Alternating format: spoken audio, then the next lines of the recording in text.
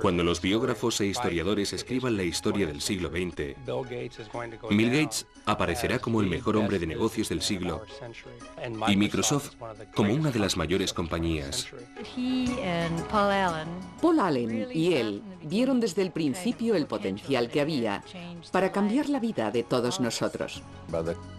Cuando empezó a ir a la universidad, ya tenía bastante claro que lo que hiciera tendría que ver con ordenadores. Lo que hace que Gates sea tan competitivo es que lo encuentra divertido. Le parece un juego emocionante como aquellos a los que jugaba cuando era pequeño. Creo que la gente percibe que Microsoft está siempre con los dos pies en la línea de la falta.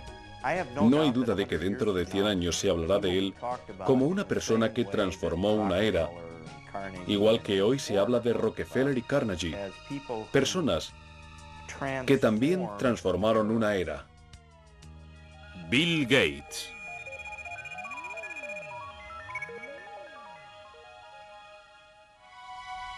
Los valores que condujeron a Bill Gates a convertirse en un titán de los negocios del siglo XX se remontan a sus raíces en el antiguo noroeste. El bisabuelo de Bill, J.W. Maxwell, fundó el First National Bank en Seattle. Los Maxwell disfrutaban de sus privilegios y de su posición social, pero nunca presumieron de su riqueza. Su hijo Willard, también banquero, y su esposa Adele, una apasionada de las cartas, se encontraban entre los personajes públicos más destacados de Seattle. Su única hija, Mary, era una niña despierta e inteligente que se dio a conocer como representante de alumnos de la Universidad de Washington.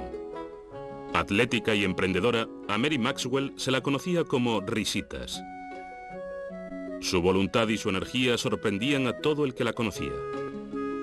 Hay gente que tiende a estar siempre en el centro de la acción. Mary estaba siempre en el centro de la acción. Mary era sincera, decidida, encantadora e increíblemente enérgica. Fue en la universidad donde Mary Maxwell conoció y se enamoró de un joven erudito, Bill Gates Jr., quien se convertiría en uno de los abogados más destacados de Seattle. Cuando Bill y Mary se casaron en 1951, ella decidió dejar su trabajo como profesora para formar una familia y dedicar su tiempo a obras benéficas. La primera de los tres hijos de los Gates, Christy, nació en 1953. Luego vino su hermano Bill Gates III, nacido el 28 de octubre de 1955. Le llamaban Tres. Eso fue porque es el tercer William Gates y los que juegan a las cartas en la familia creen que todo lo que tenga un 3 es bueno. Así que se quedó con 3. Bill y su madre mantuvieron siempre una relación muy estrecha. Ella incluso se lo llevaba a los colegios en los que daba charlas voluntarias. No quedaba mucho para que el precoz de Bill leyera la World Book Enciclopedia de la A a la Z. A veces desaparecía durante horas y cuando le preguntabas, ¿qué estás haciendo?, él te respondía, estoy pensando, mamá. Dicen que la curiosidad mató al gato, pero no a Bill. Bill era curioso. Siempre estaba dispuesto a aprender, animado por sus padres. Los Gates apreciaban la competitividad y el joven Bill Gates le encantaba probar su habilidad tanto en actividades al aire libre como en juegos de interior. Entre sus juegos de mesa favoritos estaban Riesgo, donde el objetivo es dominar el mundo, y el eterno Monopoly, donde con algo de suerte cualquiera puede convertirse en un magnate. Le gustaba competir jugando a las cartas con su hermana, resolviendo rompecabezas, esquiando, haciendo vela, en cualquier cosa. Quería hacerlo todo bien, tan bien como cualquiera de las personas que estuvieran con él. Todos los veranos los Gates iban a un lugar llamado Chirio en el Canal Hood. Allí Bill, junto con su hermana pequeña Libby y el resto de la familia, se reunían con unos amigos y organizaban sus propios Juegos Olímpicos. Si pasabas un par de días con ellos, volvías agotado de tanto juego y tanta actividad. Era una situación muy animada. Era todo muy competitivo, no hay duda. Y los niños eran parte de ello. Nunca había un momento de aburrimiento.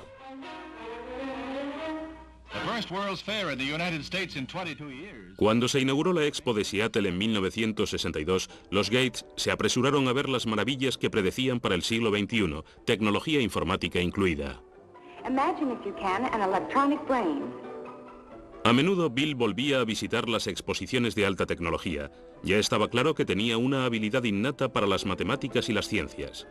Sin embargo, Bill se estaba volviendo algo individualista y mostraba signos de rebeldía preadolescente que le hacían discutir con su madre. Mary y yo crecimos en el seno de dos familias muy estrictas, donde nuestros padres controlaban nuestra personalidad y nosotros simplemente seguimos la tradición. Este método no funcionaba con Bill, que a los 11 o los 12 años empezó a ser emocionalmente muy independiente. Estaba deseando aclarar sus ideas y averiguar lo que quería y lo que no quería hacer, y fue duro, sobre todo para Mary. Estaba bastante perdido. No se encontraba cómodo en la escuela. No estaba seguro de lo que quería hacer. Era obviamente inteligente y brillante, pero necesitaba ayuda. Recibió algunos consejos en esa época y experimentó un cambio en el colegio. Aunque creían en la educación pública, los padres de Bill pensaron que su hijo encontraría mejores consejos y más disciplina en Lakeside, la mejor escuela privada de Seattle para chicos de su edad. Solo aceptaban a los mejores alumnos, a los más brillantes, y Bill encajaba perfectamente en esa descripción. Allí empezó a transformarse, encontró nuevos amigos y clases más estimulantes. Era excelente en matemáticas. Lo hacía estupendamente en el escenario. Quiero decir que era fantástico en teatro. Le interesaba cualquier libro. No es que estuviera completamente centrado en las matemáticas y las ciencias. Tenía un amplio abanico de intereses. En 1969, cuando Bill empezó el instituto, el programa espacial de los Estados Unidos estaba en su punto álgido. En el mes de julio, la nave Apolo 11 llevó al hombre a la Luna. Pero los ordenadores que lo hicieron posible eran aún gigantes electrónicos que costaban millones de dólares y hacía falta todo un ejército para manejarlos. La mayoría de los colegios no podían ni pensar en comprar un ordenador. Sin embargo, Lakeside consiguió firmar un pacto extraordinario que sería decisivo para Bill Gates. Una compañía de Seattle ofreció a la escuela el uso de su ordenador a través de un teletipo. El joven Gates estaba hechizado por el potencial de esta máquina primitiva y empezó a pasar todo su tiempo libre en la sala del ordenador. Lo contamos con mucha frecuencia, pero es cierto. Se levantaba por las noches y se iba a trabajar con el ordenador. Luego volvía y ni nos enterábamos de que se había marchado. Recuerdo que un día nos llamó el director del colegio y le preguntamos, ¿tienen problemas con las drogas? Él respondió, no se trata de las drogas, pero tenemos algún alumno enganchado al ordenador. La verdad es que pasarse tanto tiempo con el ordenador era casi el mismo tipo de adicción. Bill Gates compartía su adicción con Paul Allen, un compañero algo mayor que no podía ser más distinto a Gates. No solo era 2 años mayor, sino mucho más grande. Mientras que Allen era callado y contemplativo por naturaleza, Bill era protestón y desafiante. Sin embargo, esta extraña pareja estaba destinada a hacer historia. Juntos escribían códigos de software. Eran competitivos, Paul Allen y Bill Gates. De vez en cuando se peleaban. Una vez Paul Allen echó a Bill Gates, que era algo más joven, del grupo en el que escribían los códigos. Luego se dio cuenta de que necesitaba que Gates volviera. No podía hacer nada sin él. Gates dijo, me alegro de volver, pero ahora mando yo. En 1970, cuando Bill tenía solo 15 años, Paul Allen y él se metieron en negocios. Se llevaron 1.400.000 pesetas limpias con Trafo Data, un sistema computerizado que crearon para medir el tráfico en el área de Seattle. Aunque Bill contaba con el dinero de la familia, estaba decidido a amasar su propia fortuna. El padre de uno de los amigos de la infancia de Bill contaba que Bill olía los dólares y que siendo un niño conocía el valor de un contrato. Incluso tenía un contrato para utilizar el guante de béisbol de su hermana mayor, un documento firmado y perfectamente legal.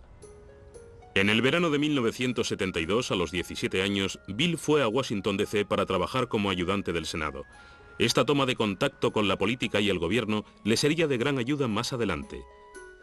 Ese otoño, cuando regresó a casa, solicitó un permiso en la escuela, ya que Paul Allen y él habían conseguido su primer trabajo en una compañía de ordenadores.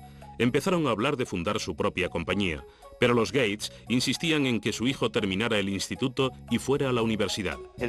A su madre le preocupaba que estuviera socialmente inadaptado. Tal vez lo estuviera, pero tenía otras cosas en la cabeza. No era ni maleducado ni brusco. Simplemente marchaba al son de otra canción. Es un genio y tiene sus propios planes. Bill se graduó en Lakeside en 1973. Sus padres se sentían orgullosos de que le hubieran aceptado en la Universidad de Harvard. Sin embargo, su futuro ya estaba en marcha y estaba dirigido por los ordenadores. En otoño de 1973, Bill Gates se despidió de su familia y de Seattle y se dirigió al este, concretamente a Cambridge, Massachusetts. Durante su primer año en Harvard pensó en estudiar Derecho, pero ningún curso le activaba la imaginación como lo hacía el trabajo con los ordenadores. Bill siempre estaba decidido a hacer lo que le interesaba. Para lo que menos le interesaba, entre ello las clases, simplemente se dejaba llevar y utilizaba su talento. Recuerdo que estaba en una clase de introducción a la literatura griega en la que, ni hablar de lo que estuvo haciendo durante el año, claro, pero se quedó despierto la noche anterior al examen, luego se durmía en medio de la prueba y aún así sacó un notable. No es extraño que Bill se quedara dormido en el examen. Entre las clases y el tiempo que pasaba en la sala de ordenadores de Harvard, parecía que estaba en marcha las 24 horas. Llegaba a la habitación y a veces ni se quitaba la ropa. Simplemente se tumbaba en la cama, que por supuesto estaba sin hacer porque nunca tenía tiempo para eso. Y se quedaba dormido, con la puerta abierta, completamente vestido. Se tumbaba y se dormía. Cuando había descansado, ¡boom!, se levantaba y se ponía en marcha.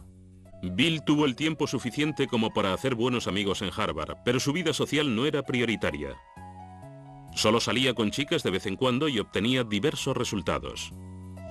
Entrevisté a varias mujeres que habían salido con Bill alguna vez y una me dijo que la primera pregunta que él hizo fue ¿cuánto sacaste en el SAT? Esto no es exactamente lo que a una jovencita le apetece escuchar, pero Bill Gates había sacado 800 puntos en la parte de matemáticas de la prueba.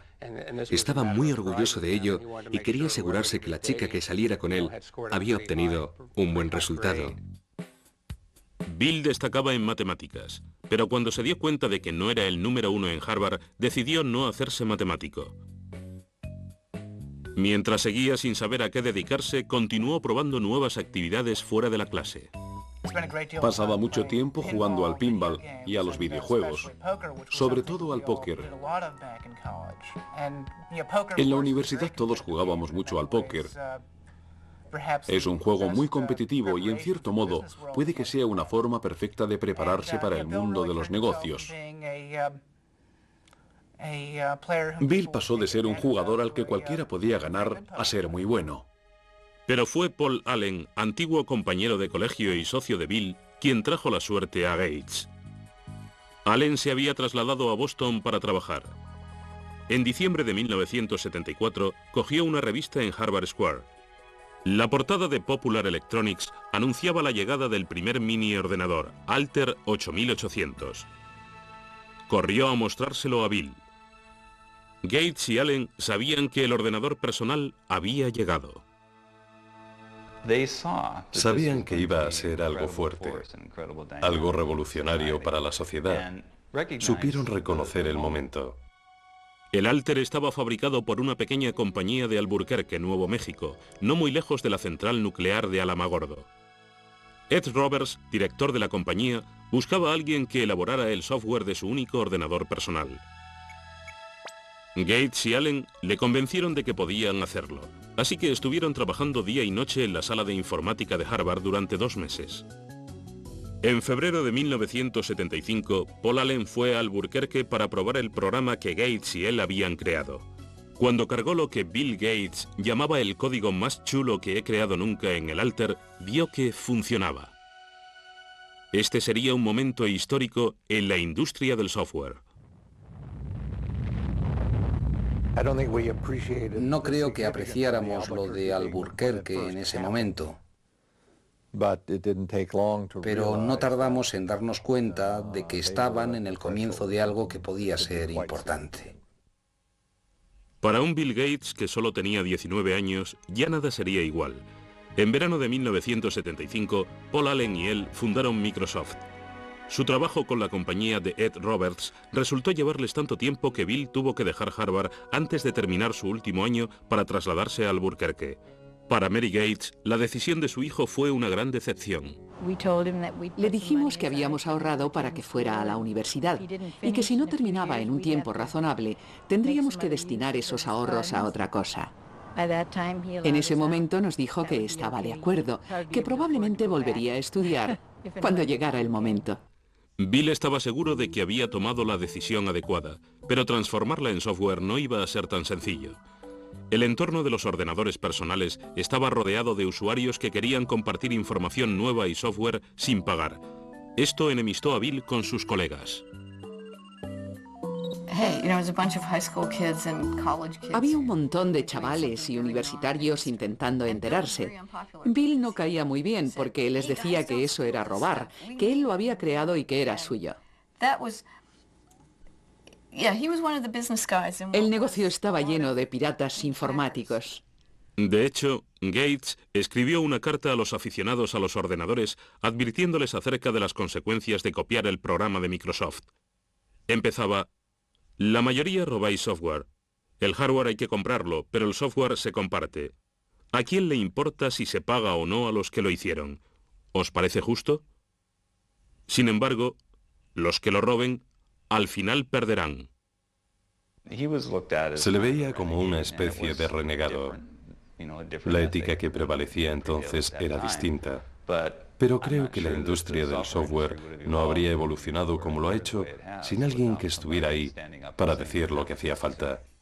Bill también había tenido problemas con Ed Roberts, que le consideraba un mimado odioso. No estaban de acuerdo en casi nada, y Roberts era un magnífico adversario. Ed Roberts era un hombre bastante grande. Medía 1,80 m y pesaba 130 kilos. Y Bill Gates era... Vamos, había creado Microsoft con 19 años y parecía que tenía 13. Estaba empezando a salirle barba y ya se enfrentaba con Roberts cara a cara. El enfrentamiento final tuvo lugar en mayo de 1977, cuando Roberts vendió el negocio y Gates tuvo que demandarle para quedarse con el software que Paul Allen y él habían creado para la compañía. Gates ganó.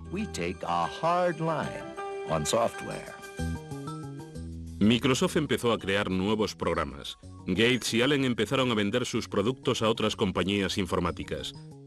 A finales de 1978, con unas ventas cercanas a los 80 millones de pesetas, trasladaron Microsoft de Albuquerque a Seattle. Bill se alegraba de haber vuelto y metió la quinta para promocionar la empresa en su ciudad. We always design with the future in mind. Our research people are always tracking the latest in hardware and software technology. El auténtico genio del marketing de Microsoft era Bill Gates. En los primeros momentos, era el quien salía a la calle para vender su compañía y su software. A menudo se llevaba a su madre en sus viajes. La madre de Bill, respetada y con buenos contactos, se convirtió en un personaje fundamental en la trayectoria profesional de su hijo. Mary trabajaba en varias corporaciones y en la Universidad de Washington. Estaba en la junta directiva de United Way. Además, conocía al director de IBM y así fue como su hijo conoció al director de IBM gracias a ella. En noviembre de 1980, IBM llamaba a la puerta de Microsoft. El mayor fabricante de ordenadores del mundo quería hablar con Gates y Allen acerca de un sistema operativo para su nueva línea de ordenadores personales.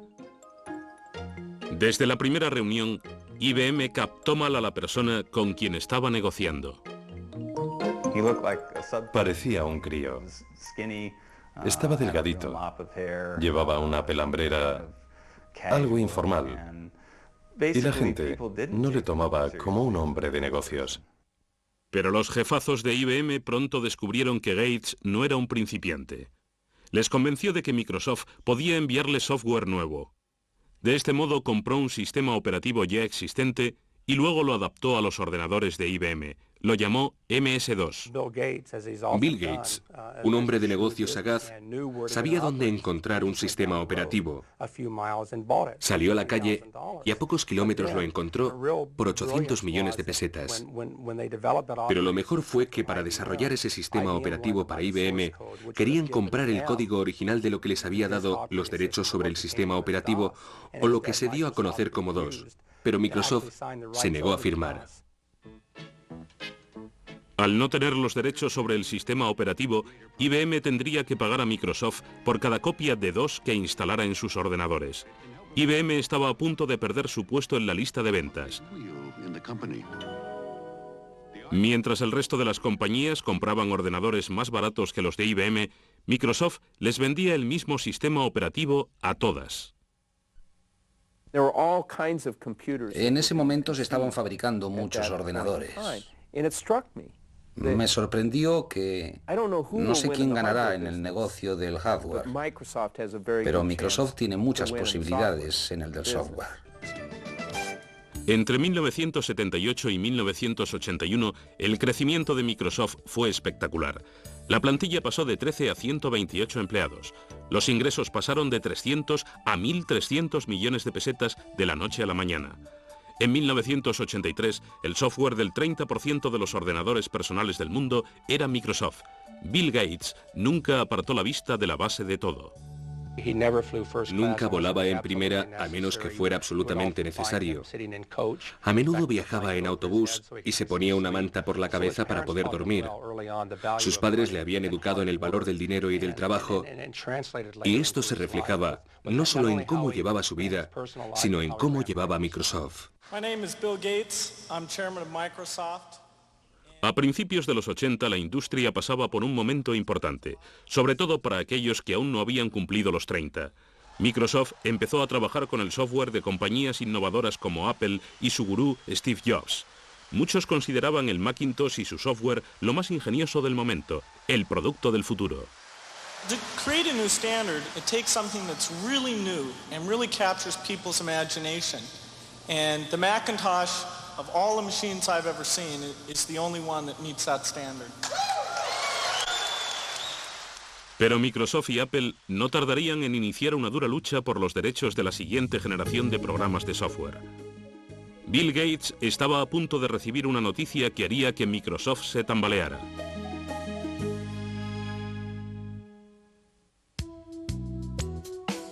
En 1983 el futuro de Microsoft y de un Bill Gates de 28 años no podía presentarse más halagador.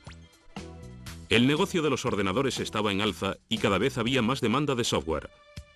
Bill Gates y Paul Allen se convertían en los reyes de la era de los ordenadores. Pero en medio del tranquilizador ascenso de la compañía, le sorprendió una terrible noticia. Paul Allen, amigo y compañero de Bill desde el instituto, sufría el mal de Hodgkins, un cáncer. Le dio a Bill una perspectiva que antes no tenía. Siempre fue muy decidido y muy exigente. Puede que esto le ayudara a comprender un poco mejor lo que pasan las personas con problemas de salud. La enfermedad de Allen remitió un año después, pero él nunca volvió a tomar parte en el día a día de Microsoft. Para dos hombres de 30 años que habían creado una compañía de importancia mundial y habían ganado millones, era el fin de una era.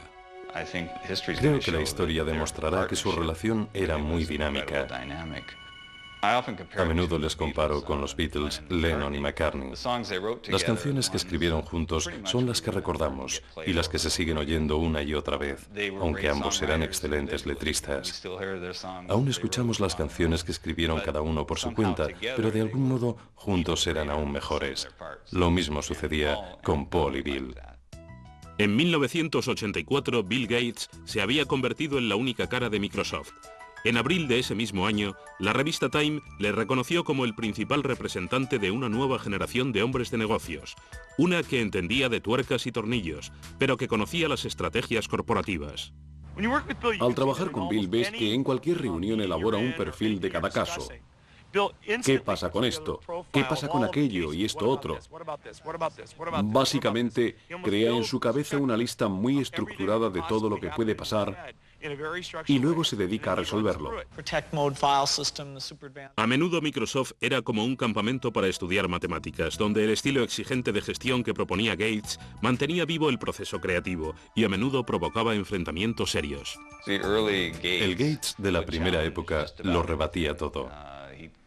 Para él todo era la idea más absurda que había oído jamás. En parte era para probarte. Era como, bien, si no estás de acuerdo, convénceme de que no es la idea más estúpida que he oído jamás. Para estar en lo más alto de una industria en continua evolución, había que tener ganas de luchar constantemente. Gates se rodeó de un equipo que compartía su ética profesional. Trabajamos para lanzar un nuevo producto de software. No queríamos quedarnos en Seattle. Miriam Lubaub, ayudante de Bill, cuenta la siguiente anécdota. Ella acababa de entrar en la compañía. Una mañana se encontró a un hombre durmiendo debajo de una mesa y resultó ser Bill. Miriam estuvo a punto de llamar a la policía. El esfuerzo se estaba viendo recompensado. Microsoft recaudó 22.400 millones de pesetas en 1985. Inevitablemente, el hecho de dirigir una compañía durante las 24 horas del día pasó factura a la vida social de Bill. Consiguió tener una novia formal, Jill Bennett. A ella le parecía difícil mantener una relación con alguien que era capaz de trabajar 3 días seguidos sin dormir. A veces se quedaba sentado en los escalones de la entrada, medio muerto. Hablaba con ella, pero mientras estaba pensando en software y haciendo alguna otra cosa más. Ella decía que era increíble verle. En el centro de este trepidante ritmo de vida se encontraba un nuevo producto. En 1986, Gates lanzó Windows, que se convertiría en la firma de la compañía. La crítica enseguida comentó que el uso del ratón y los iconos era más aburrido que el Macintosh de Apple, que se consideraba el sistema operativo más fácil de utilizar. If you know how to point, you already know how to use it. Macintosh, the computer for the rest of us. Apple había permitido a Gates el acceso a toda su tecnología mientras él estuvo trabajando en el nuevo software para Macintosh. Gates aconsejó a Apple que sacara la patente del software. Pero Apple estaba más interesada en vender ordenadores que en el programa, así que ignoraron la propuesta. Una vez más, Gates aprovechó la ocasión y salió corriendo. En esta industria competimos y colaboramos al mismo tiempo. Un día Bill me dijo, ¿sabes una cosa? Soy un competidor, así que aunque eres mi amiga, no me des información que no quieras que use contra ti. Porque voy a competir contigo y si me dices algo que me pueda servir, lo utilizaré. Pero Apple decidió que Gates no se iba a aprovechar del negocio, así que amenazó con presentar una demanda contra Windows. Gates se negó a pasar el software de Microsoft que Apple necesitaba tan desesperadamente. Al final, Microsoft venció a Apple ante los tribunales. Finalmente, Microsoft demostró que aunque ambos ordenadores funcionaban de forma similar, cada una de las funciones de Windows era muy diferente a las de Macintosh. Aunque la primera versión de Windows no era perfecta, le dio a Microsoft un nuevo empujón económico. En 1986, Bill Gates puso a la venta la compañía. Se quedó con el 45% de las acciones, lo que le convertía en millonario a los 31 años. Aún así, Gates nunca se sintió seguro con respecto a la situación de la compañía. No quiere fallar. Y cuando se tiene ese miedo, cuando estás siempre mirando hacia atrás, a ver quién viene y quién pretende quedarse con Microsoft, te consumes y te haces la persona más competitiva de la industria. Vive intensamente. Gates fue ganándose la reputación de ser despiadado y algunos empezaron a aliarse para ir contra él. IBM empezaba a ganar popularidad y tenía en su mano la posibilidad de quitar de en medio a Microsoft para siempre. En 1987, Bill Gates era uno de los billonarios más jóvenes del mundo. Y Microsoft parecía tener luz verde en el suministro de software para ordenadores personales. Sin embargo, estaba a punto de enfrentarse a una grave crisis. Ahora que los peces habían despegado, IBM decidió atacar con su propio sistema operativo para desbancar a dos cuyos derechos eran de Microsoft. El nuevo sistema se llamaba OS2. Nos preocupaba saber si podríamos capear el temporal, sobre todo teniendo en cuenta que era un temporal muy fuerte. IBM, una compañía muy fuerte, muchos empleados, mucho dinero, capacidad potencial para apartar a Microsoft del negocio de los sistemas operativos. Paradójicamente, Microsoft intervino en la creación de OS2, pero Bill Gates no quería abandonar su sistema. Decidió arriesgar el futuro de su compañía y su propia reputación con la versión de Windows que su equipo estaba actualizando, aunque ello significara la pérdida de IBM como cliente principal. El 22 de mayo de 1990, Microsoft lanzó Windows 3.0. Esta nueva versión se convirtió en un éxito de ventas.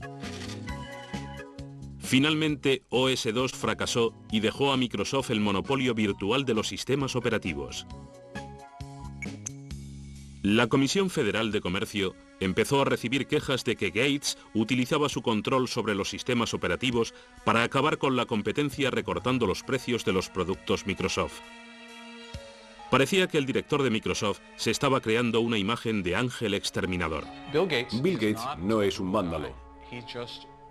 Simplemente necesita ganar. Hacerlo de una forma elegante o no carece de importancia. Lo importante es ganar. Una política de precios agresiva no era lo único que se le criticaba a Microsoft. En 1993, el Departamento de Justicia abrió una nueva investigación.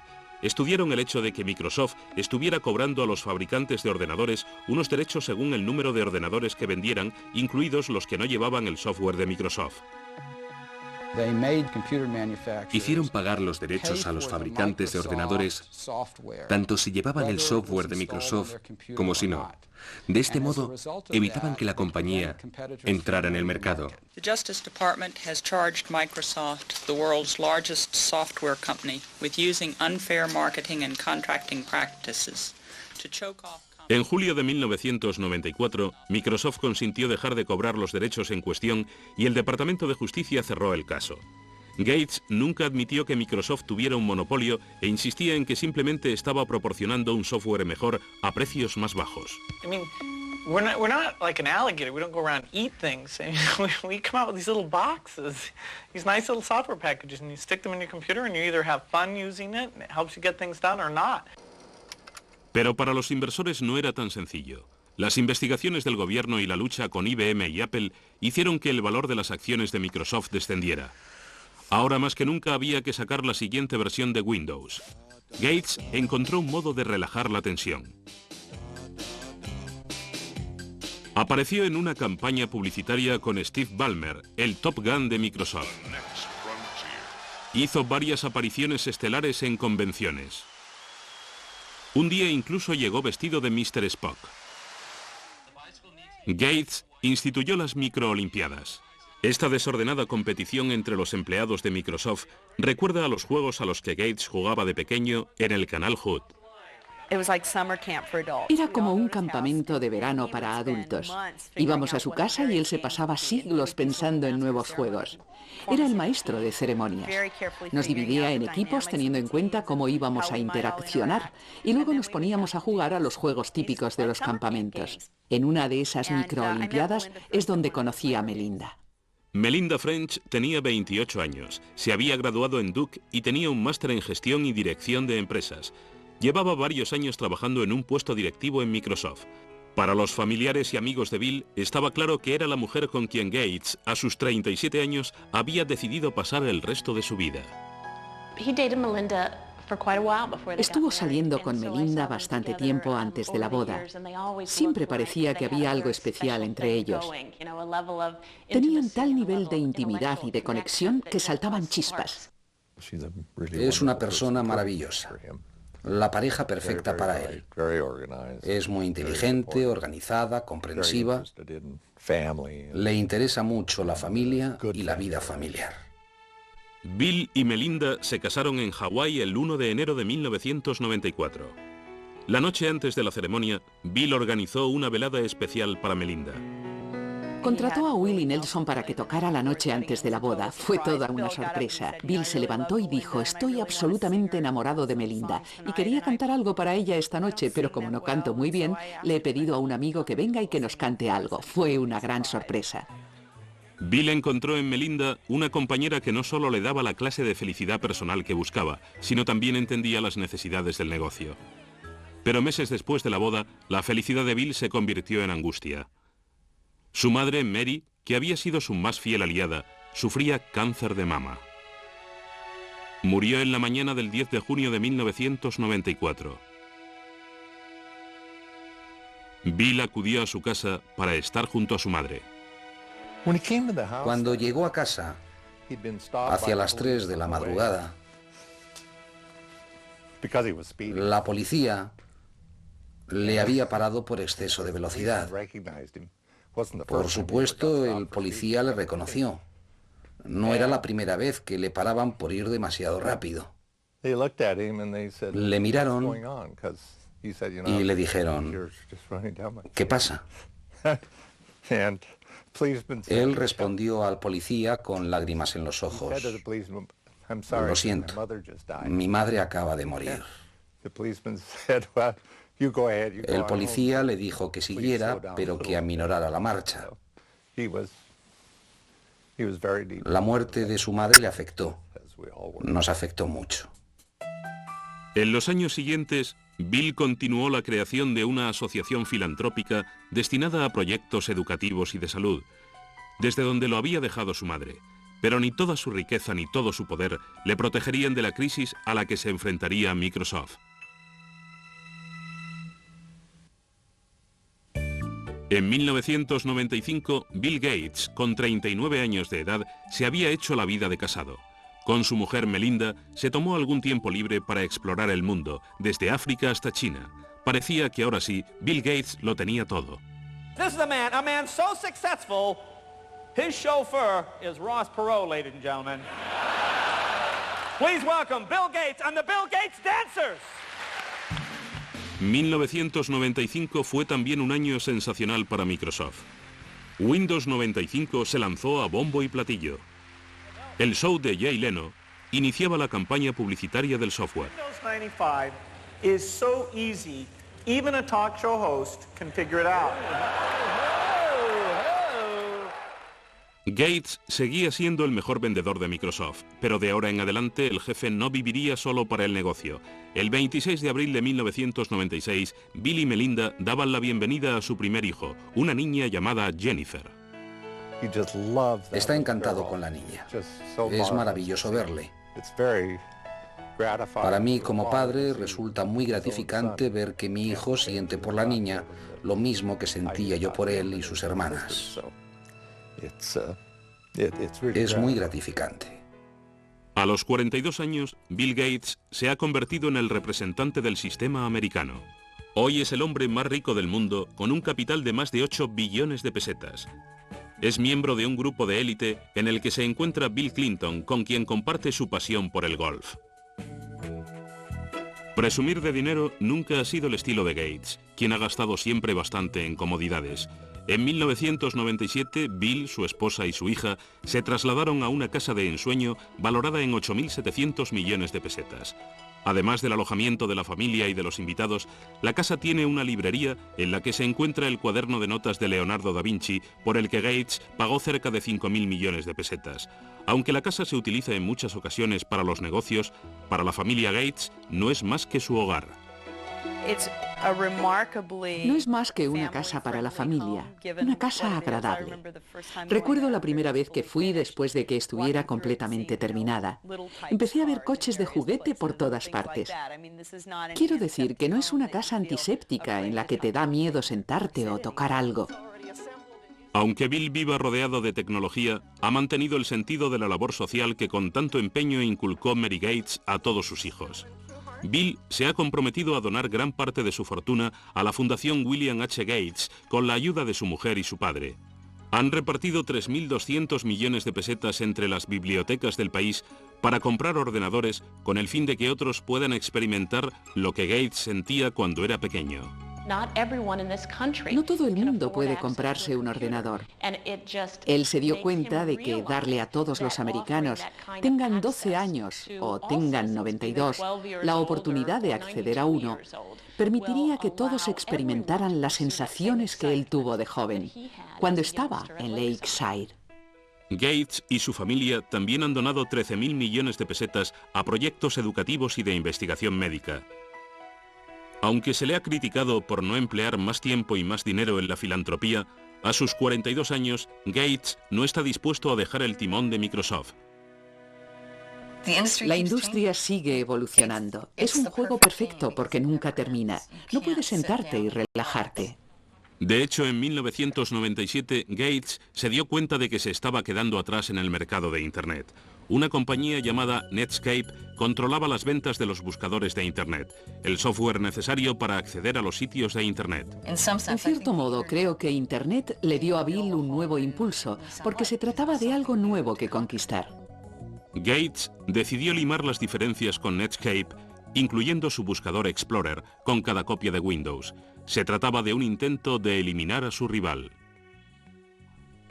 Si Microsoft decide desbancar a Netscape o a cualquier otra compañía, el consumidor no tendrá dónde elegir. Y si el consumidor no tiene dónde elegir, el mercado no puede funcionar. En las páginas de Internet, Gates aparece caricaturizado como un matón. Su compañía controla el 95% de los sistemas operativos de los PCs de todo el mundo y muchos usuarios creen que Gates no ha permitido que salgan al mercado productos mejores. En marzo del 98, el Senado en el que trabajara Gates de joven llamó al presidente de Microsoft. Una vez más estaba acusado de ejercer un monopolio y de utilizarlo de forma desleal. Microsoft has the power today to exercise predatory and exclusionary control over the very means by which we access this internet. It's a lot like General Motors having the ability to dictate what type of gasoline you put in your car or what interstate you can drive on or even how you get on the interstate. A pesar de las acusaciones, Gates estaba a punto de tomar una decisión importante. La orden de no entregar Internet Explorer con Windows 98 quedaba revocada. Pero Gates seguía en la boca del lobo. En mayo de 1998, el Departamento de Justicia y 20 estados interpusieron una demanda antimonopolista contra Microsoft. Llevaría años revelar los entresijos legales de este caso, aunque ya se han llevado a cabo las investigaciones pertinentes, lo cual ha pasado factura al joven presidente de Microsoft. Creo que para Bill ha sido un duro golpe. Le he visto abatido y deprimido. Yo estaría igual. Una vez tuve una inspección de Hacienda y me pareció horrible. Me imagino que esto será mucho peor. Puede que Gates se sienta herido por los ataques que han recibido tanto él como Microsoft, pero su negocio sigue siendo fuerte y sus clientes siguen ahí. En cuanto al futuro, Bill ya ha comenzado a llevarse la compañía a un nuevo terreno. En 1996 empezó con un canal 24 horas por cable, MSNBC. Ahora es el dueño del mayor archivo de fotografías digitalizadas e imágenes de arte. Gates también ha estado estudiando el uso de la informática en espectáculos en compañía de los grandes magnates de Hollywood como Steven Spielberg. Bill Gates sigue siendo el competidor que siempre ha sido, tanto si se le recuerda como un magnate que se dedicaba a robar, como si se le recuerda simplemente como el chico que construyó la mejor trampa para ratones. Nadie podrá negar el impacto que su vida ha tenido en nuestra era.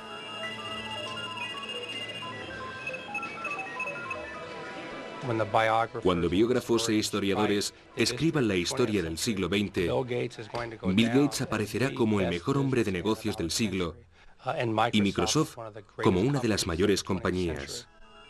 Es increíble lo que ha conseguido en poco tiempo. No hay duda de que es uno de los mayores éxitos del siglo XX.